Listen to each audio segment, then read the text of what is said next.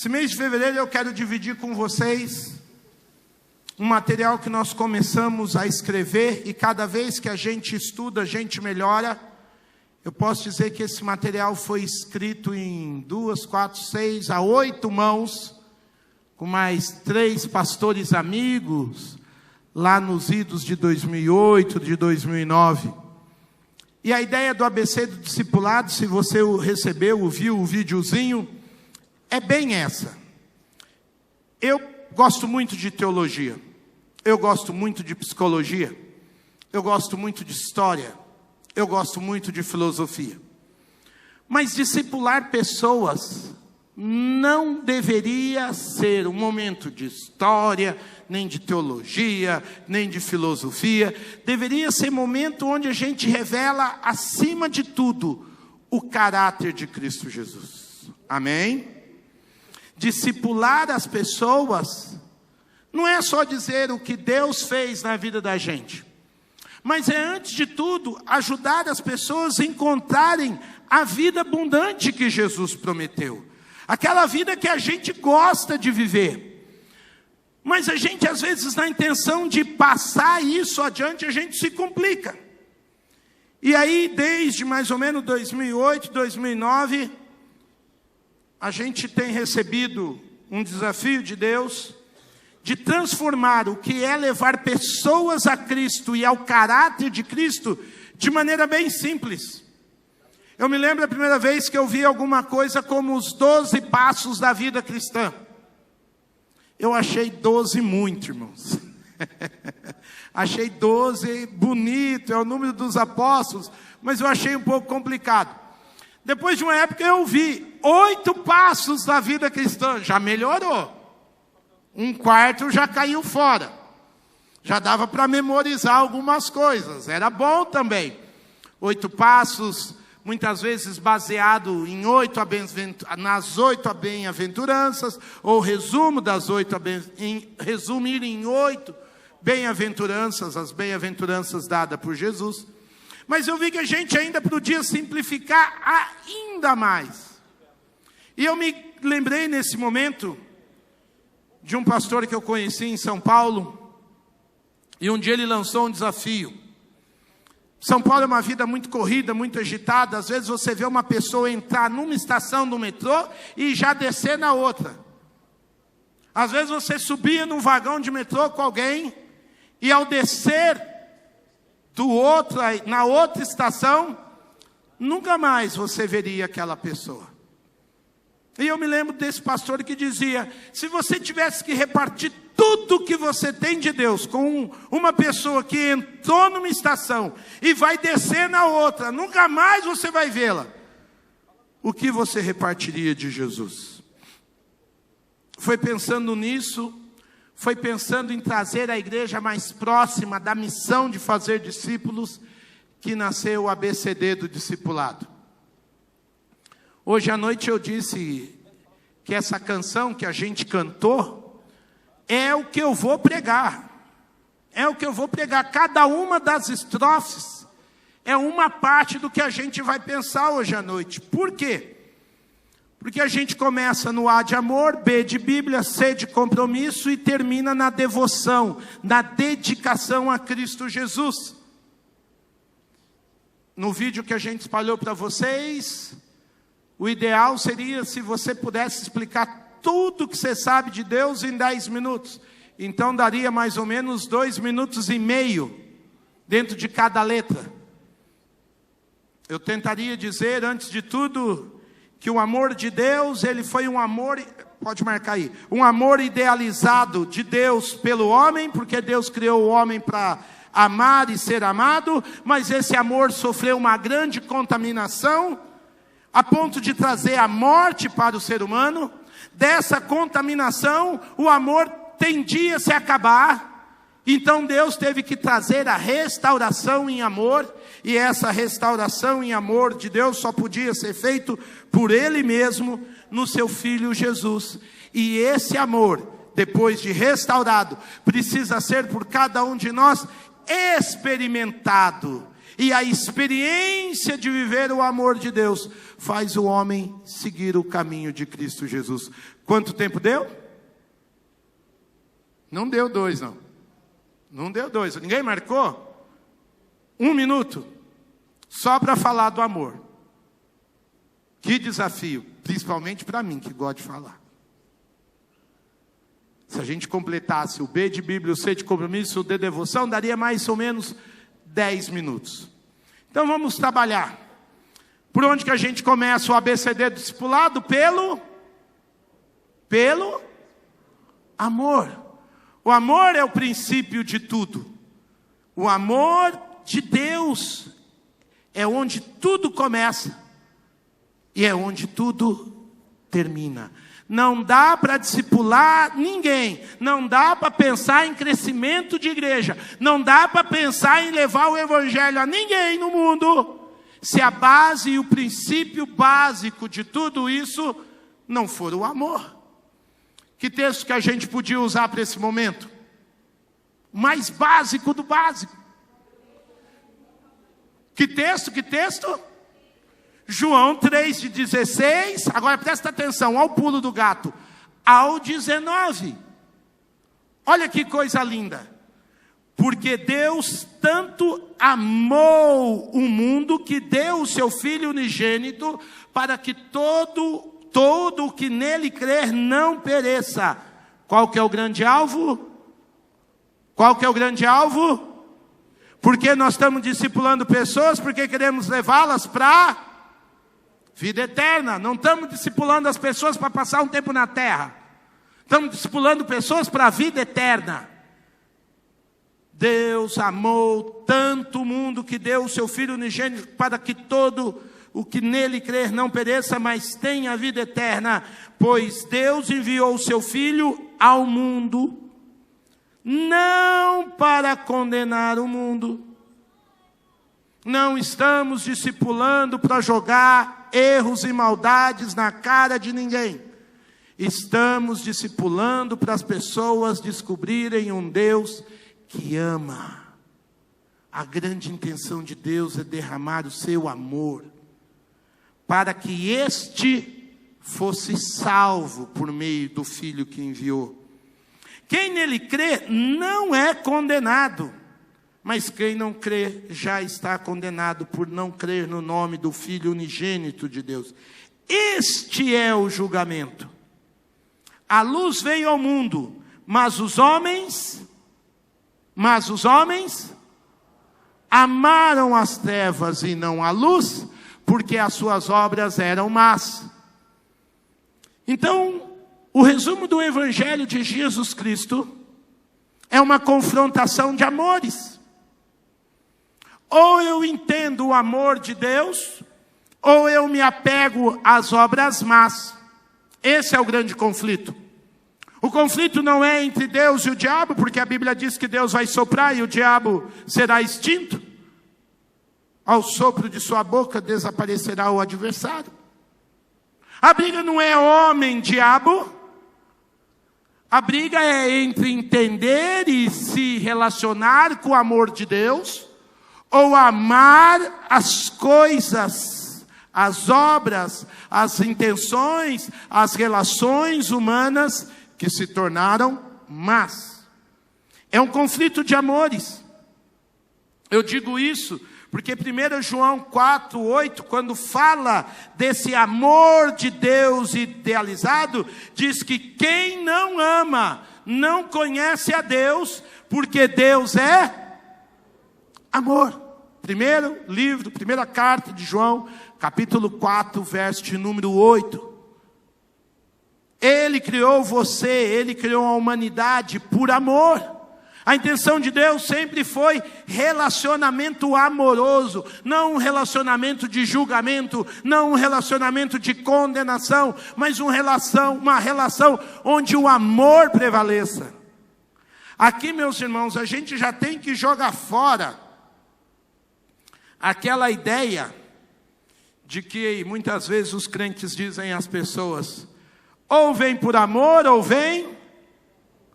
De onde vocês tiraram isso? Isso não é bíblico. Sempre é amor. Sempre é amor. Você não, quando você tem que puxar a orelha do seu filho, você não faz por amor? Quando você, às vezes, tem uma santa discussão lá dentro de casa, não é para melhorar as coisas? Não é por amor? Então, quando Deus disciplina, quando Deus adverte, quando Deus exorta, quando Deus corrige, Ele não faz simplesmente porque Ele quer ver o circo pegar fogo, ou porque Ele é caprichoso, ou porque Ele é mesquinho. Ele faz porque Ele é amor. E às vezes algumas pessoas só vão entender a profundidade disso quando são corrigidas. 1 João 4,16 diz: assim conhecemos o amor que Deus tem por nós, e nós confiamos nesse amor. Deus é amor. Todo aquele que permanece no amor, permanece em Deus, e Deus nele. 1 João 4,16. Deus criou o amor. O amor parte de Deus, sai de Deus. Tudo que Ele faz é com amor. Tudo que Ele revela é para que o amor seja conhecido. Quando Ele dá o seu Filho, Ele dá por amor. Ele não quer condenação, Ele não quer sofrimento, Ele não quer inferno, Ele não quer angústia, Ele não quer ansiedade, Ele não quer medo. Até mesmo 1 João vai dizer novamente: o amor perfeito lança fora todo medo. Quando Ele cria o ser humano, que é um ser relacional, a essência desse relacionamento do ser humano com Deus, consigo mesmo, com o próximo, deveria ser baseado no amor. Deus cria o ser humano para ter um relacionamento amoroso. Quando Deus coloca Adão no jardim do Éden, vem visitar Adão, Ele tinha ali comunhão com o ser humano. Uma conversa, um contato, uma divisão de ideias, de sentimentos. O diferencial maior de ser humano é essa capacidade de se relacionar em amor. Os outros seres viventes, as bestas feras do campo, elas reagem por instinto. Quando cuidam das suas crias, quando procriam, é simplesmente instintivo. Instintivo, o ser humano não, ele decide amar, ele escolhe amar, ele pode amar.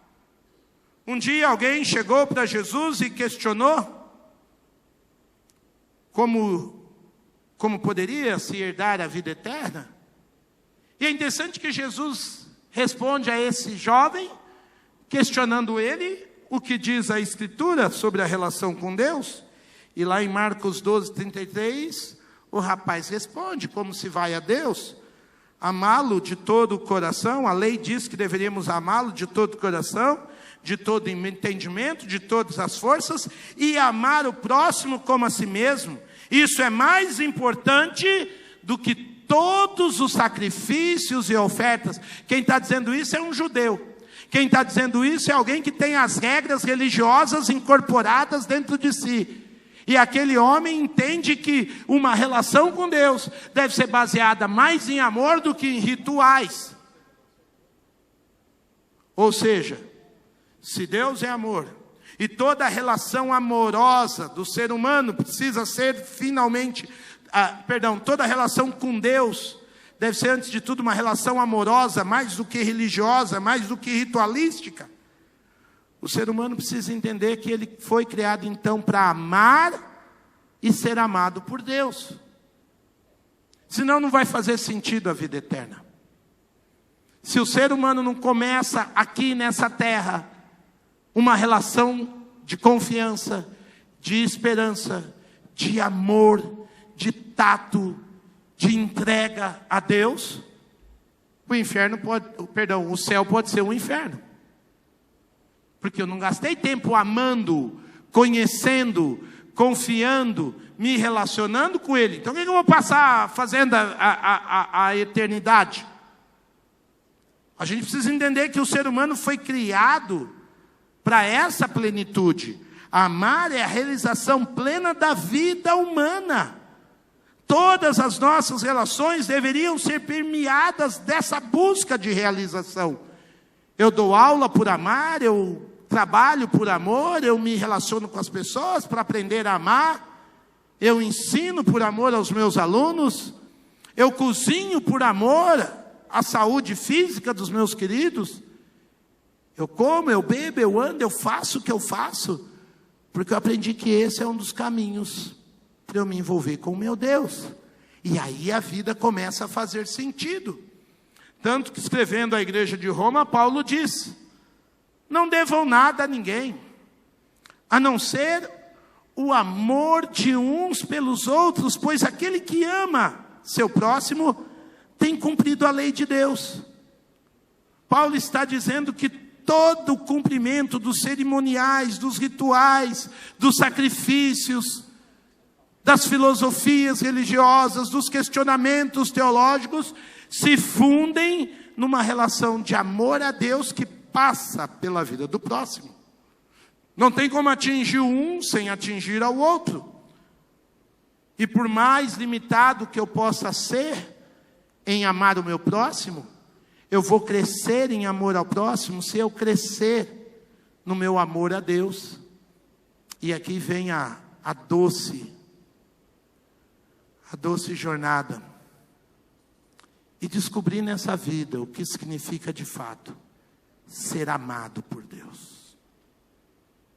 A gente fala de amar o próximo, amar o outro, mas, meus irmãos, eu vejo uma sociedade hoje tão complexa, que uma das maiores dificuldades dos religiosos da nossa época é realmente se perceberem e viverem e descobrir que são amados por Deus. Que eu não posso fazer nada contra Deus, que lá no fim das contas, Deus ainda vai continuar me amando. Então eu deveria diminuir a minha ansiedade, minha preocupação, minha religiosidade, porque Ele me ama. E Ele me ama tanto que quer que eu desenvolva maturidade em amor para amar o meu próximo. Por isso que eu gosto de Paulo quando ele escreve, né? Não devam nada. O que está te prendendo? Qual é a dívida que você tem com alguém? Pague-a. E pague-a de maneira amorosa. Não deva nada a ninguém, a não ser um amor que vale a pena pagar todo dia, pagar sempre. Esse amor é idealizado porque amar a Deus e ser amado não apenas foi o motivo da criação, mas é a plenitude de toda felicidade. Quem me conhece há mais tempo sabe que eu não gosto do termo feliz. Feliz na era moderna é muito subjetivo. Feliz é um termo do marketing, né? Quando você vai buscar o lanche lá da lanchonete M, a regra lá é: amo muito tudo isso. Aí o povo sai dizendo: eu amo aquele refrigerante pretinho. E aí amor ficou sendo gasto porque as pessoas ligaram amor a uma felicidade muito subjetiva, muito para mim. Mas quando a gente entende o padrão de Deus, de amar, de entregar, de confiar, aí a gente está no caminho da felicidade. Aí a gente entende as bem-aventuranças que o Senhor Jesus falou. Erich Fromm vai dizer, um grande pensador cristão, vai dizer: o amor é a última e real necessidade do ser humano. Se acabar tudo na vida humana, e o ser humano puder gastar tudo, e depois de ter desfrutado tudo, você perguntar de fato do que você precisa, o ser humano vai dizer: de amor. De amar e de ser amado. De desenvolver relações amorosas, construtivas, afetivas, profundamente de confiança. Eu estou dizendo amor idealizado porque nós estamos saindo do padrão perfeito, do padrão ideal. E por que esse padrão não se estabeleceu? Por que o ser humano perdeu o rumo da vida eterna? Ah, meus irmãos, a Bíblia ensina que esse padrão de perfeição nas relações, da plenitude humana, ele foi quebrado por causa de uma contaminação. E quando eu estava preparando esses slides, eu achei que essa é uma época boa de usar esse termo, contaminação. Porque hoje, partiram 2 aviões para buscar uns brasileiros na China. Ai, ai, ai. Eu gelei. Porque, temos que orar. A gente está com medo de um vírus.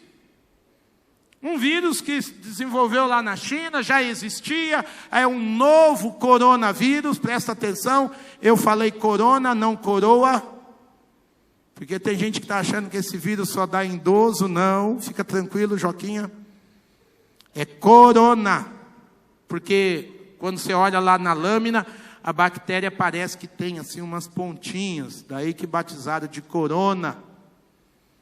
Agora, e se eu te dissesse que tem um vírus, que todos nós fomos de fato infectados, e que nos leva de fato à morte, sem exceção, independente da idade, independente de onde mora, independente da educação, independente do nível social, independente da classe cultural, esse vírus se chama pecado.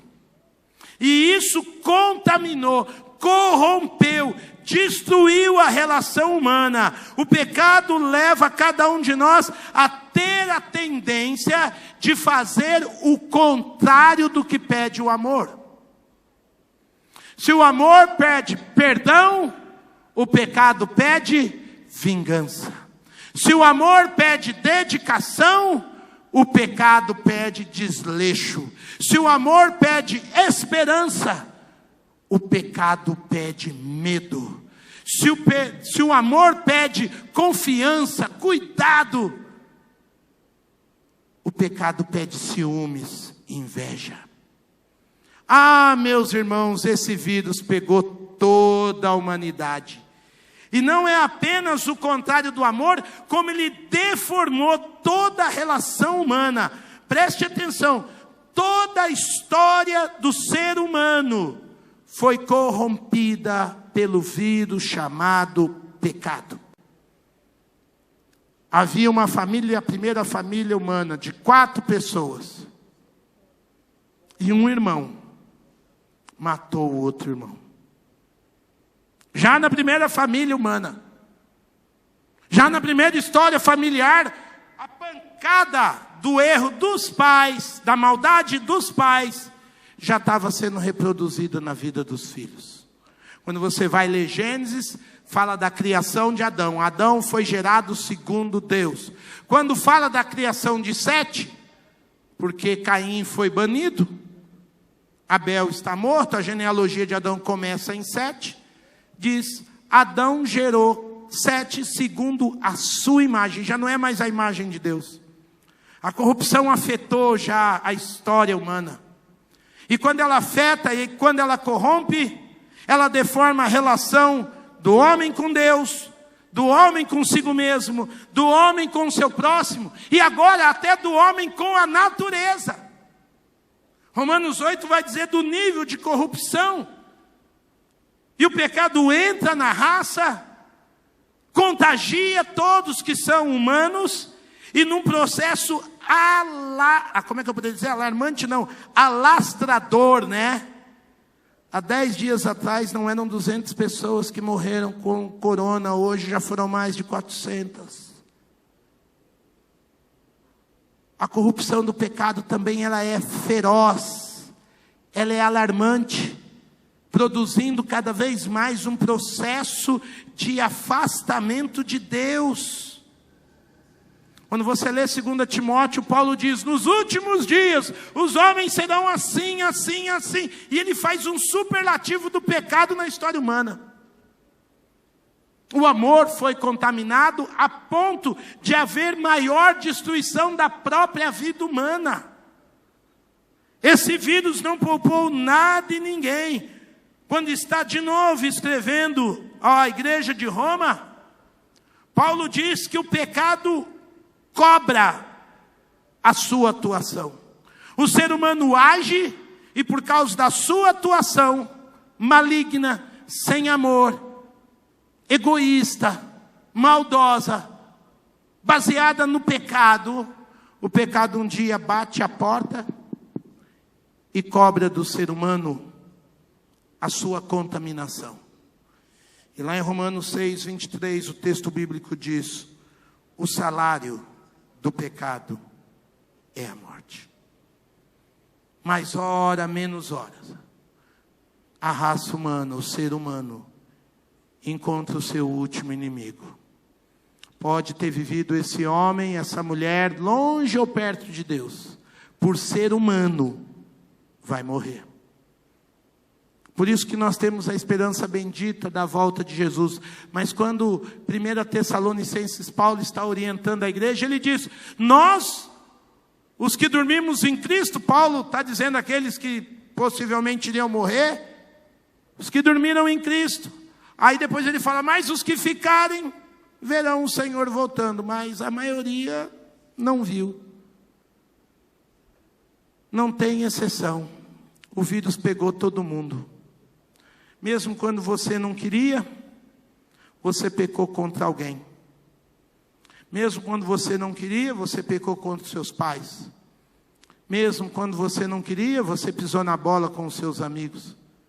Você queria amar seu esposo, sua esposa, seus filhos, seus pais, mas um dia a ira tomou conta do seu coração e você pecou. Tem alguém aqui que nunca irou? Então deixa eu fazer o contrário. Quem aqui já se irou em família? Levanta inteiro. Isso. E pecou bonito ou pecou feio? Feio. Fomos contaminados. Porque não pecamos apenas contra o próximo. Também pecamos contra Deus. Em algum momento, eu e vocês abandonamos aquela confiança, aquela esperança, aquela entrega, aquele amor. Falhou. E quando a gente falhou nesse amor, nos tornamos pessoas estritamente condenáveis diante a misericórdia de Deus. Essa é a má notícia. Agora, para todo vírus tem um antídoto. Para toda contaminação, há uma descontaminação. Se você prestou atenção naquele nosso primeiro texto, João 3, 16 e 17, o verso 17 diz: pois Deus enviou o seu Filho ao mundo, não para... Eu falei e destaquei na hora, não para condenar o mundo, mas para que este mundo fosse salvo por meio, através do seu Filho. Aleluia! Há um antídoto da parte de Deus para esse vírus chamado pecado. Ah, meu irmão, como a gente não pode se esquecer disso. Nem que a gente é pecador e nem que tem um antídoto da graça e da misericórdia de Deus. Esquecer uma das duas realidades, você passa a viver para si mesmo. A gente canta canções, a gente canta louvores, a gente faz leitura bíblica, a gente ora a todo instante para o nosso coração não nos trair e não nos esquecermos dessa rica verdade.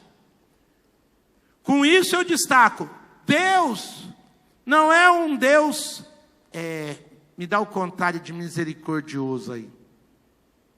Deus não é um Deus, eu quero lembrar alguém que pisinha, que pisa nos outros, me diz aí, cruel, carrasco. O próprio vírus já condenou o ser humano. Deus é tão amoroso que Ele não precisa condenar. O próprio pecado já cobra a morte da gente. Então, o que é a intenção de Deus com o ser humano? É sempre de paz, é sempre de bondade, é sempre de misericórdia. Olha o que diz o William Lang, eu sou fã desse escritor. Ele diz: Deus não precisa castigar as pessoas pelos pecados. O pecado já é o próprio castigo. Por quê? Porque ele devora as pessoas por dentro. Você mente, e você sabe que você vai ter que lidar com a consequência da sua mentira. Você ofende, e até a palavra sair de você é ruim. Você se ira, e até você voltar ao normal, você sabe que você está afetado. Você fala assim: não mexe comigo, eu não estou bem. Quando você fala não estou bem, por quê? Por causa do pecado. E Deus não precisa te castigar mais, não. Você já está. O objetivo de Deus não é castigar. A alegria do Senhor, a sua alegria é curar. Aleluia. Por isso que Jesus disse, eu não vim para os sãos. Os sãos não precisam de médico. Os sãos acham que eles são bons o suficiente. Eles já acham que eles já chegaram num topo, que eles não precisam do toque de Deus. Jesus diz, eu vim para os que estão doentes. Eu vim para os que reconhecem seu pecado, sua inveja, sua maldade, sua falta de esperança, sua angústia, seu medo, sua covardia. Então, quando a gente está discipulando as pessoas, lembre-se, existe um amor idealizado da parte de Deus, existe um amor contaminado pelo pecado do homem, mas existe também, aleluia, o amor restaurado.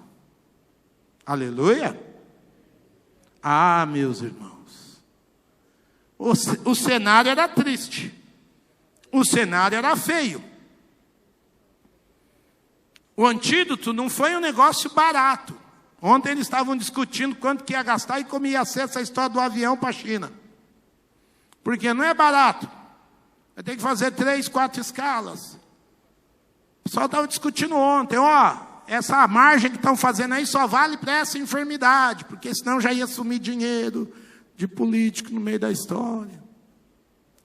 Agora, a restauração de Deus também foi custosa. Não foi um antídoto que Deus fez do nada.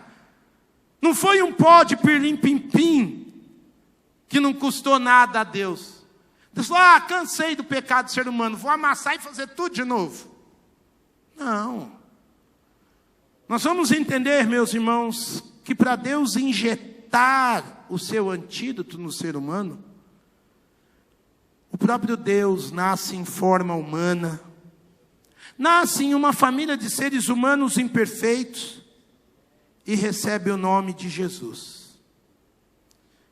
Só que o apóstolo João, quando foi escrever a história da restauração, ele não falou desse jeito. João não viu simplesmente carne e osso quando olhou para Jesus. João capítulo 1, verso 14, ele diz, aquele que é a palavra, aquele que é o verbo eterno, logos, o sentido, logo da humanidade, tornou-se carne e viveu entre nós. E nós não vimos seu cabelo castanho, nós não vimos sua pele morena, nós não vimos seu jeito de oriental, não. Nós vimos a sua glória, a glória do unigênito vindo do Pai, cheio de graça e de verdade. O que João viu, o que João ouviu, não era um homem comum, não era só carne e osso, ainda que Jesus fosse 100% homem e 100% Deus, ainda que ele fosse nascido de mulher, e ele morreu em nosso lugar, porque ele era tão humano quanto cada um de nós. Quando Jesus estava na cruz do Calvário, o que ele pediu? Ele pediu uma coisa na hora que ele estava na cruz. O que ele falou? Tenho sede. E ele morre. 2 atos extremamente humanos. Por isso o Evangelho fala da morte do Senhor Jesus. Pensar então no amor restaurado, meus queridos, é pensar de uma maneira clara que Jesus é Deus encarnado. A Trindade decidiu por si mesma se revelar em homem. Reverendo Luciano Duarte Silva, me lembro como se fosse hoje. A gente estava numa sala de aula, ele falou, irmãos, eu não sei explicar, mas eu sei crer que na Trindade divina e soberana, hoje há uma perspectiva humana. Porque quando Jesus ressuscita e vem, e atravessando paredes com corpo glorioso, pede o que para Tomé? Toque em mim. Jesus vai lá restaurar a mentalidade, o coração, a vida de Pedro, e come um peixinho. E a comida não vaza por ele não é um fantasma. Algumas heresias falam como se ele tivesse um corpo glorificado, mas não fosse real. Não, ele é tocado, ele come. Mas ao mesmo tempo ele atravessa a parede. Ele é Deus que mesmo antes da morte, foi ser humano na sua totalidade. Foi Deus andando entre os homens. Por isso que quando ele chega no túmulo de Lázaro, ele sabe que ele vai ressuscitar Lázaro. Mas aí surge o menor versículo da Bíblia. Jesus chorou. E alguém disse que um Deus que não chora diante da morte não pode ser chamado de Deus. Ele chora. Ele tem fome. Ele abraça. A hora que a mulher pecadora vem e derrama o bálsamo em seus pés, seca com os cabelos, e alguém a julga e o julga por não dar aquele dinheiro do perfume caro aos pobres, ele fala, não, ela está me preparando para a minha morte. Isso vai ser para sempre lembrado. Jesus é humano a ponto de receber sim afeto. Ele diz, eu entrei na sua casa, Simão, não recebi um beijo, não recebi um abraço. E por que Jesus é esse homem fantástico, incrível, que chora, que come, que perdoa, que abraça? Porque antes de tudo, ele é a expressão da justiça de Deus. Ele é a expressão da paz de Deus. Ele é a expressão da compaixão de Deus pela vida humana. Jesus é Deus ensinando por toda parte que nós não precisamos viver como gente contaminada pelo ódio, não precisamos ser gente contaminada pelo medo, não precisamos ser gente contaminada pela ansiedade, não precisamos ser gente contaminada pela vergonha. Jesus está nos ensinando que há um outro jeito de viver, um outro jeito de viver é possível, debaixo da graça e da misericórdia de Deus. Eu não preciso viver com a ira dos meus pais, com o pecado dos meus pais, no mesmo ambiente de maldade dos meus irmãos. Se lembram de José, que é considerado na teologia um tipo de Cristo? Seus irmãos o venderam, mandaram para uma outra terra, roubaram da sua família. E quando ele encontra os irmãos, ele fala, não, foi a mão de Deus que nos uniu. Foi a mão de Deus que projetou a minha história. Aquilo que vocês queriam por mal, Deus tornou em bem. Por isso que nós dizemos que José é um tipo de Cristo. Que ele descobriu um novo caminho de viver, debaixo da graça e da vontade de Deus. Jesus é tão homem que ele aceita, como diz Filipenses capítulo 2, a vontade de Deus e se torna servo, e servo de morte, e morte de cruz. E Jesus vive aquilo tudo como ovelha muda, o matadouro, e quando ele está indo para a cruz, essa profecia de Isaías se cumpre na sua jornada de vida, e quando ele chega à cruz, ele diz, Pai, perdoa-lhes, eles não sabem o que fazem. E depois Jesus ainda emenda, Pai, em tuas mãos entrego o meu espírito. Jesus está ensinando que a relação de amor, antes de tudo, é possível quando o ser humano deixa Deus assumir o controle de todas as coisas. Esse é o grande resumo da vida do Senhor Jesus. Nasce pela vontade de Deus e morre pela vontade de Deus. Era necessário que ele morresse? Sim. Muitos crerão nele, outros, porém, o rejeitaram. Alguns se sentiram ameaçados por essa nova maneira de viver, que nada tinha a ver com religião, tinha a ver com amor e vida com Deus. Nada tinha a ver com templo, mas tinha a ver com de casa em casa. Nada tinha a ver com ir para Jerusalém, e sim tinha a ver com ir até as pessoas. E diz que os chefes dos sacerdotes e as autoridades o entregaram para ser condenado à morte e o crucificaram. Esse Jesus é condenado a morrer em uma cruz. E o que aqueles homens não sabiam é que Jesus, ao morrer na cruz, estava realizando o maior ato de amor da história. Se o salário do pecado até aqui é a morte, Jesus vai pagar o preço para que eu e você e aqueles que precisam ainda conhecê-lo tenham vida. Olha o que diz o texto de 1 Coríntios 7. Vocês foram comprados por alto preço, não se tornem escravos de homens. Não existe nada e ninguém que poderia impedir, nem potestades, principados, autoridades, fome, nudez, nada, quando um ser humano decide ir ao encontro de Jesus, a vontade de Deus se estabelece. Deus chama esse homem. Só que nós sabemos, meus irmãos, que mesmo vindo a Jesus, nenhum de nós consegue viver plenamente uma vida no princípio do amor. Nenhum ser humano pode curar a si mesmo da corrupção do vírus chamado pecado. Se você vai ler Romanos 3, capítulo 10, versos 10 a 18, diz: não há nenhum justo sequer, não há ninguém que entenda, não há ninguém que busque a Deus, todos se desviaram. Por isso que Deus em Cristo Jesus não apenas pagou o preço pelos nossos pecados, todos os nossos pecados foram pagos na cruz, como Deus nos restaura a condição de andar com Ele, quando entendemos quem Cristo é, porque na cruz Ele paga os nossos pecados, mas na cruz também nós recebemos o perdão de Deus. Ainda vivemos nessa terra, ainda pecamos, temos consciência do amor, mas falhamos. E é para nós todos que Deus então entrega o seu Evangelho. O Evangelho não é só para o homem lá de fora, é para quem está aqui dentro. Eu ainda não sou perfeito, eu ainda preciso do perdão de Deus, amém? Eu ainda preciso crescer na graça, como acabamos de cantar. Isso é o Evangelho. O Evangelho diz: eu não vivo os princípios de amor por mim mesmo, mas eu vivo baseado no perdão oferecido em Cristo Jesus.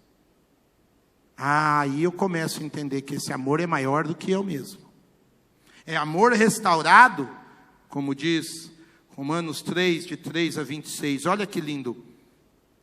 Pois todos pecaram e estão destituídos da glória de Deus, sendo agora, a palavra nova, justificados, tornados homens justos, tornados em mulheres justas, nada nos condenando, gratuitamente, ninguém paga por isso de forma alguma, por causa da sua graça, por meio da redenção que há em Cristo Jesus.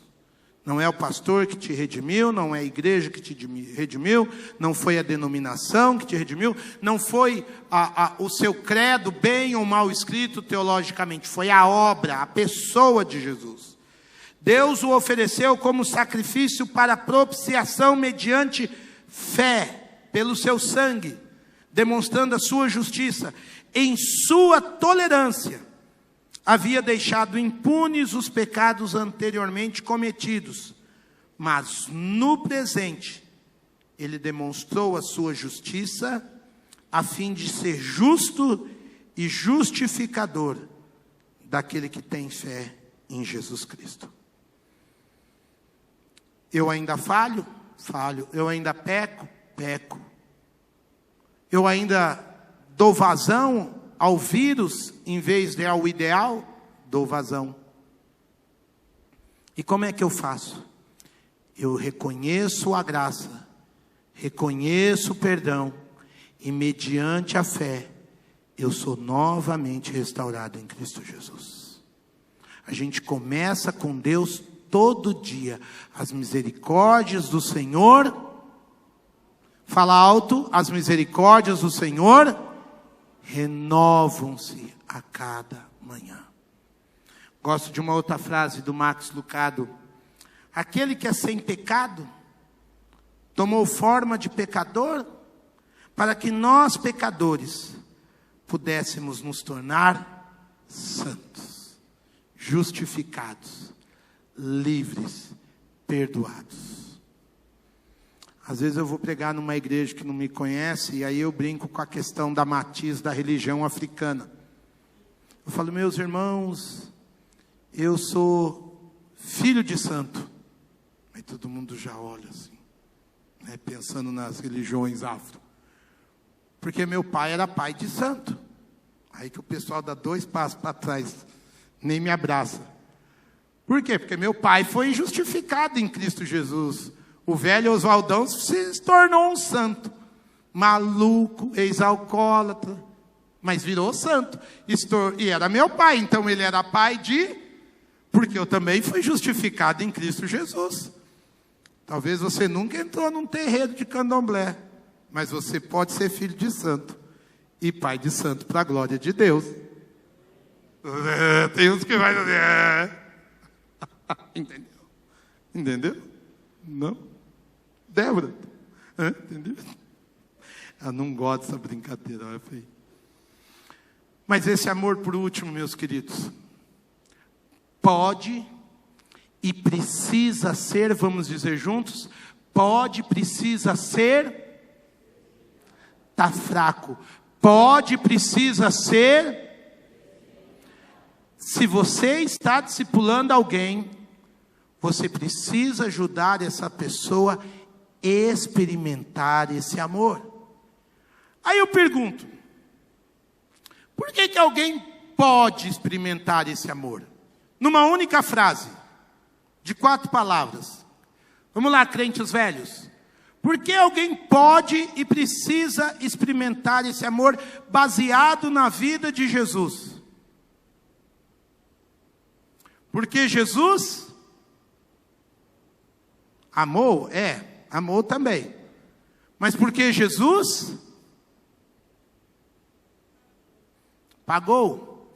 Se Jesus só tivesse morrido na cruz, alguém poderia experimentar esse amor? Sim ou não? Sim ou não? Se Jesus só tivesse morrido, haveria poder na igreja de Cristo? Não. Nós íamos ter a dívida perdoada, mas aí, conforme o ser humano descobre a fé, ele ia errar de novo.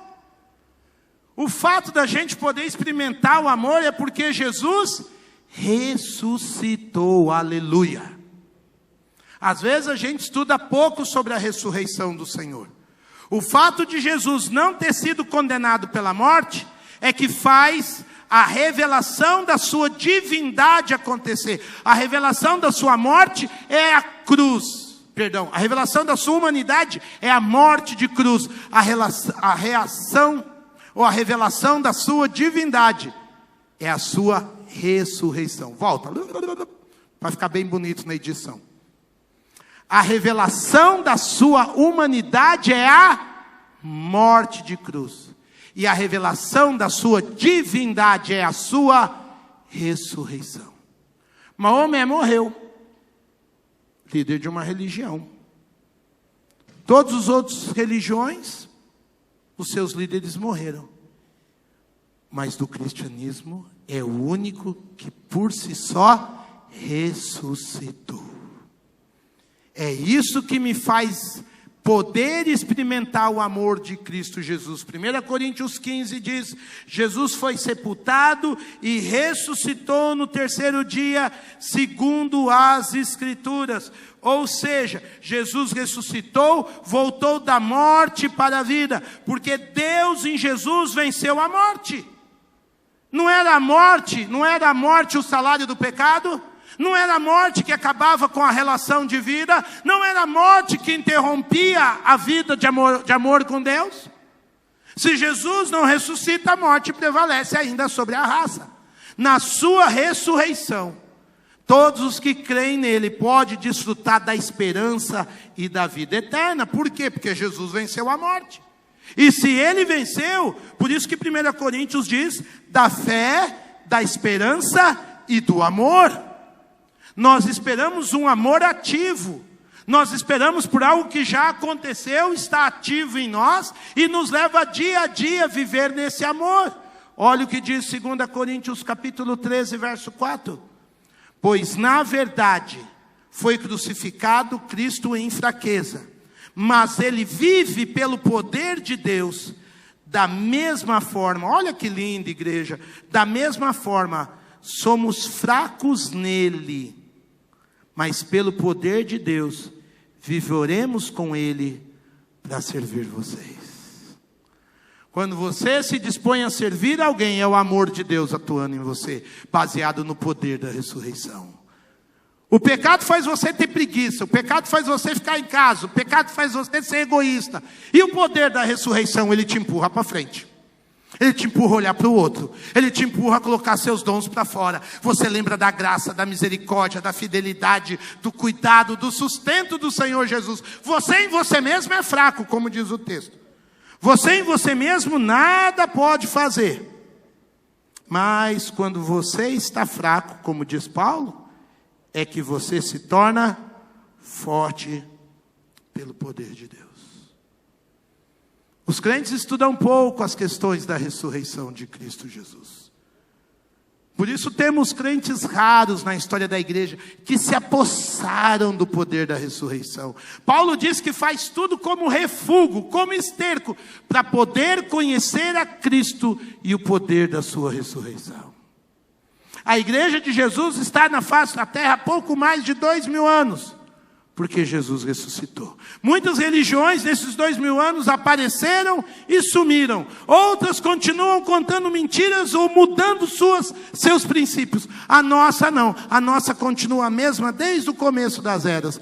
Cristo Jesus é Deus encarnado, veio, morreu, mas ao terceiro dia ressuscitou.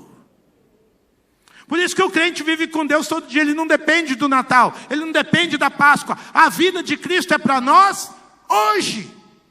Eu começo com Deus todo dia, hoje e amanhã e depois, cada dia pela graça. Ou seja, em Jesus a morte não é mais o fim. Por quê? Porque Deus resolveu me amar em Cristo.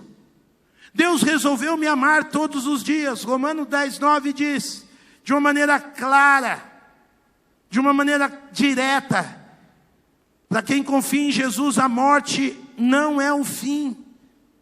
Quem crê nisso começa a desfrutar do benefício da vida eterna a partir de agora. Começa a agir em princípios de amor. Por quê? Porque se você confessar com a sua boca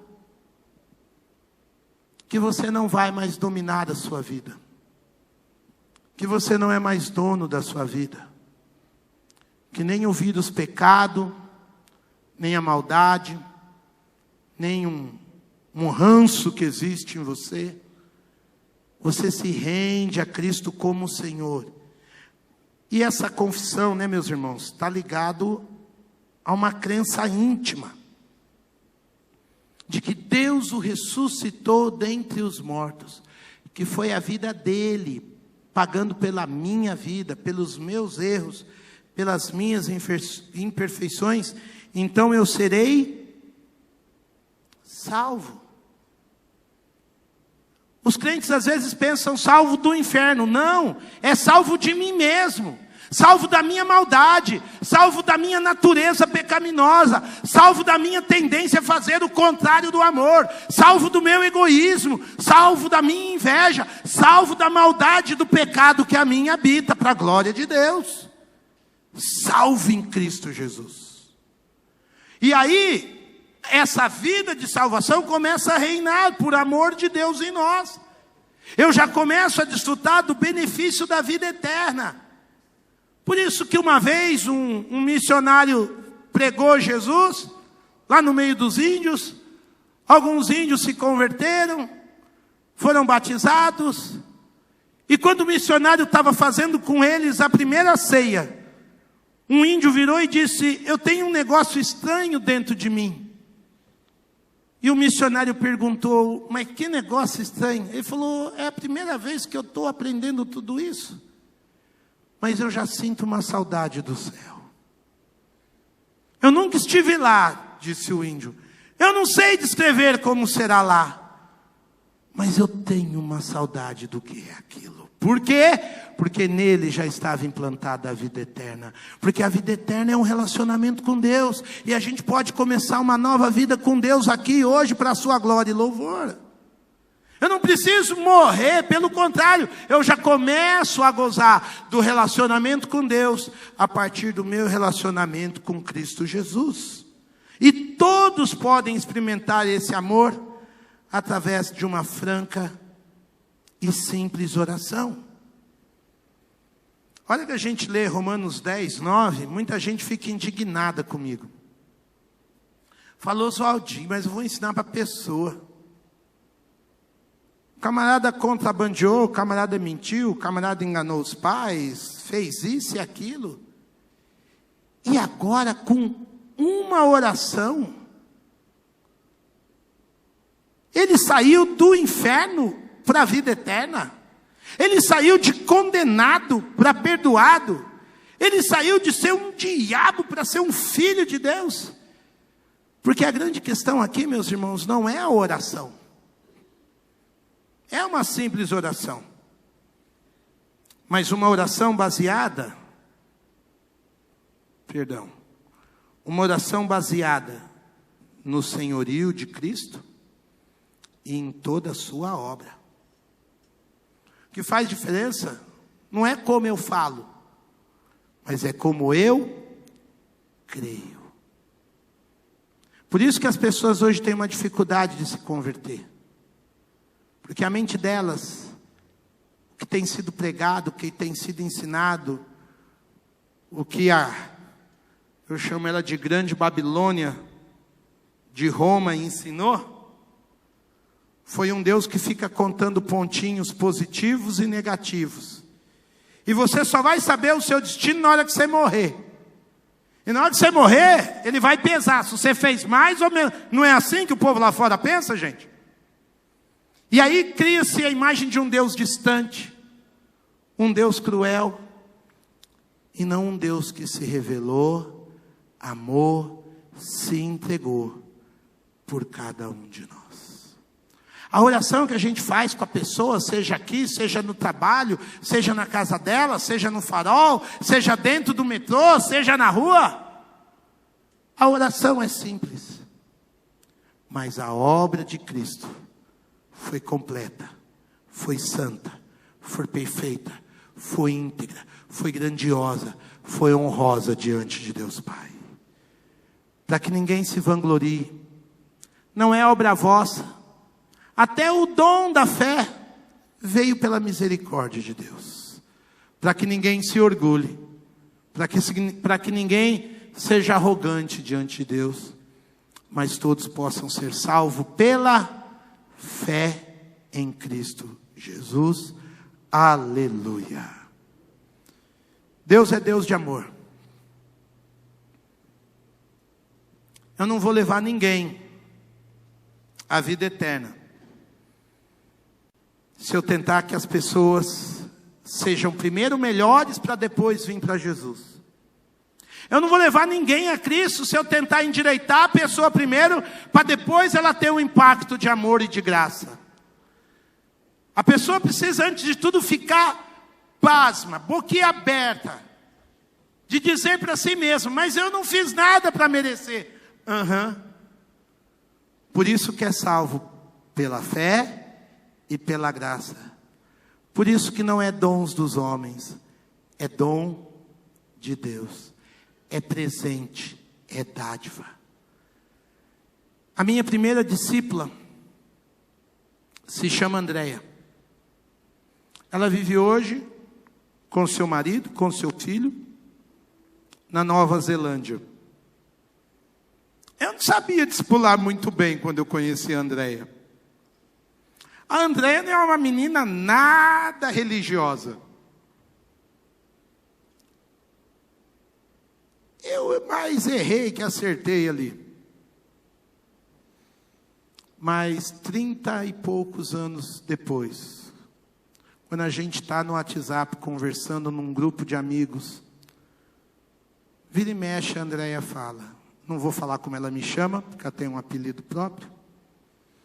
Mas ela fala: eu me lembro ainda do amor de Jesus Cristo. De como meu Deus é o Deus que me amou tanto, que morreu no meu lugar. Meus irmãos, se você não tiver muito tempo para pregar ou para ensinar algo a alguém, só ensina isso. Que o Deus a quem você serve é um Deus que deu o Filho unigênito pela vida daquela pessoa. Porque o seu Deus é um Deus de amor. Amém? Vamos ficar em pé? A canção que a gente cantou diz exatamente isso. Começa numa oração,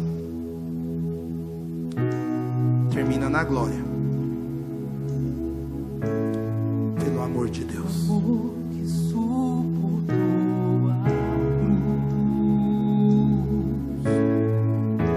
Precioso sangue de Jesus, a beleza do céu coberta de dor, o quadro da morte, a imagem do amor.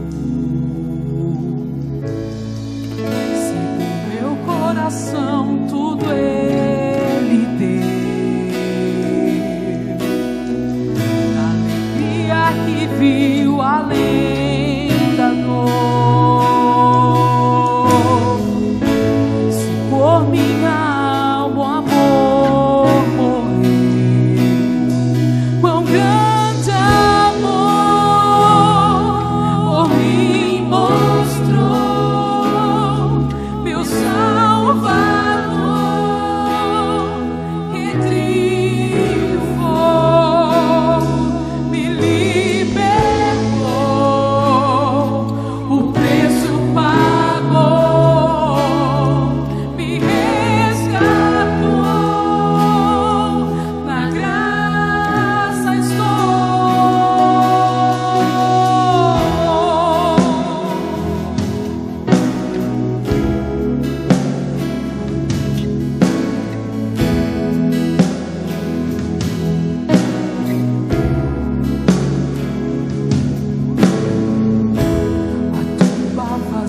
o Senhor deixou, com grande esperança encontro no amor,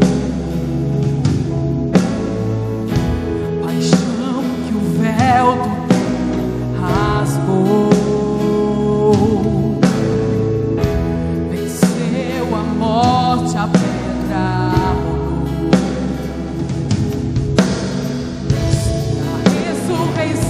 Me libertou.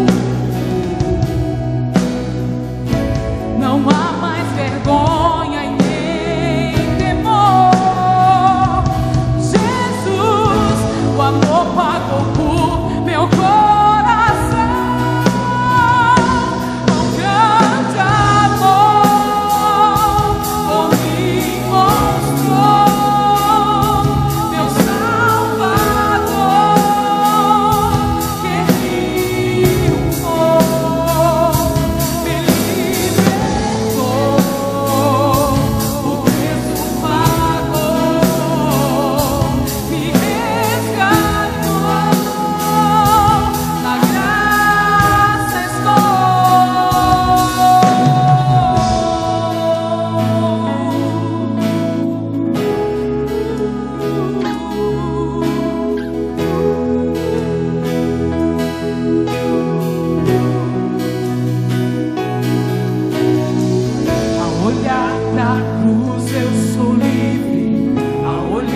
Jesus, tenho vida e para sempre eu o adorarei, e de graça em graça irei. A olhar pra cruz eu sou livre, a olhar pra Jesus tenho vida e para sempre eu o adorarei, e de graça em graça irei. Ao olhar pra cruz eu sou livre, ao olhar Jesus tenho vida e pra sempre eu o adorarei, e de graça em graça irei. Ao olhar pra cruz eu sou livre, ao olhar pra Jesus tenho vida e pra sempre eu o adorarei, e de graça em graça irei. Com